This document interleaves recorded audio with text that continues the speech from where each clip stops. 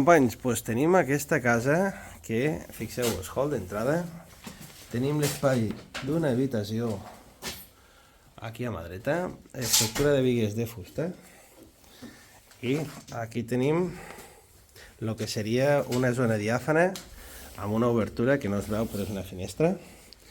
Aquí davall un raconet sota l'escala. Aquí falta tot el planxer i aquí tindríem una altra habitació o un quarto de bany i des d'aquí seria l'accés al garatge. Doncs bé, a la part de dalt tenim el pis amb les habitacions i com veieu hi ha una part nova, una part que s'aprofita de lo vell i una part tota per fer. Pugem cap a dalt.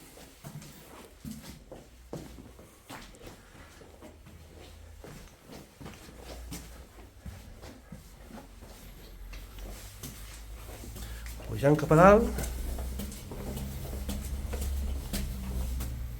tenim els premars de fusta ja muntats, tenim un petit distribuïdor que seria una habitació, tindríem aquí una altra habitació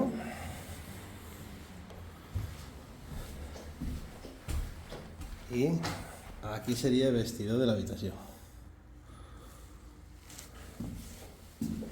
Aquest és el balcó, falta la carpinteria.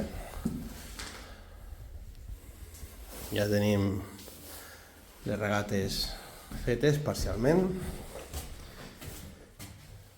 I tindríem aquí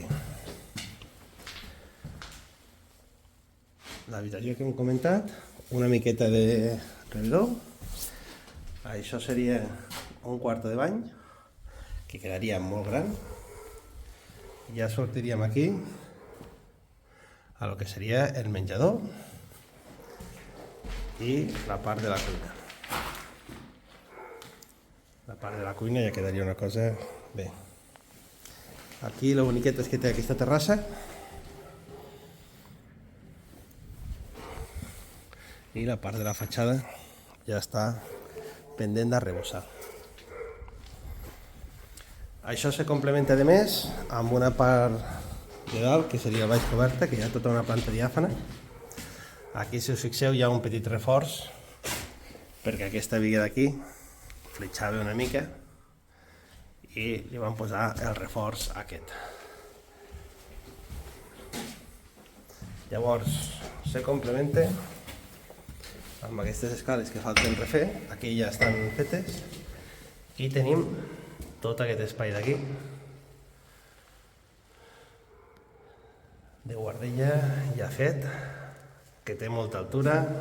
Això és el tubo del foc a terra que hem preinstal·lat a baix i les dues habitacions. Aquí dalt el terra ja està fet. Doncs bé, companys, com ja sabeu, si voleu una casa a lloc per reformar-vos, aquesta teniu una base que està totalment feta. Ens veieu aviat.